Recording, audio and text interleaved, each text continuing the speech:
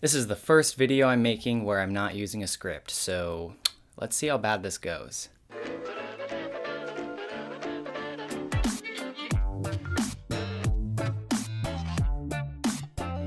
KMTech here. The excitement that I had after purchasing my 2015 MacBook quickly evaporated whenever I found out that after editing about 2 projects, my MacBook's hard drive completely filled up.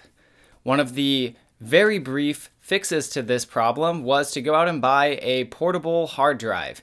Now, this is 1 whole terabyte, so I definitely had all the storage that I needed. However, since this is a hard drive, it has spinning disks which are a lot slower than my MacBook's built-in Fusion drive. Another problem that also arose is that if I drop this more than once, then I could risk all of my data being completely damaged.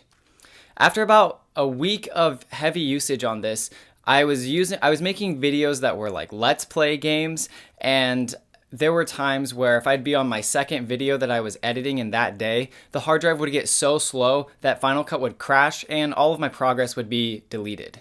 So it looked like that I was just at a complete loss. That is until I found out about the Samsung T3 portable SSD. Portable in the sense that you can have a lot of storage. This is 250 gigabytes with you on the go.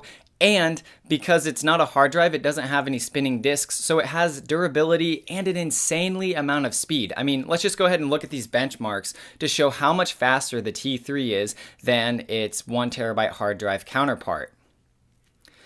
I like using the T3 because I have it set up to where Final Cut Pro won't work unless I have this plugged in.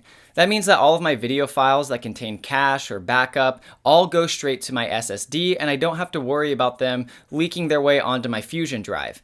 In fact, there was a point where I thought that I had everything going over to this drive, but then one day I was halfway through editing a project, found out that I was out of storage. Then I had to spend 3 hours digging through the files on my computer, making sure that I was only deleting the appropriate files. That was not fun at all.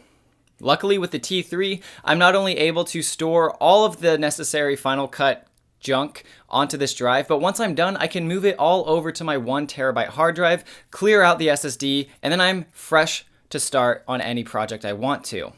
My first project on the T3, I pushed this thing to its absolute limit. Or so I thought, because I was able to handle an over 10-layer Final Cut Pro project with complete ease, something that my hard drive only dreams of doing.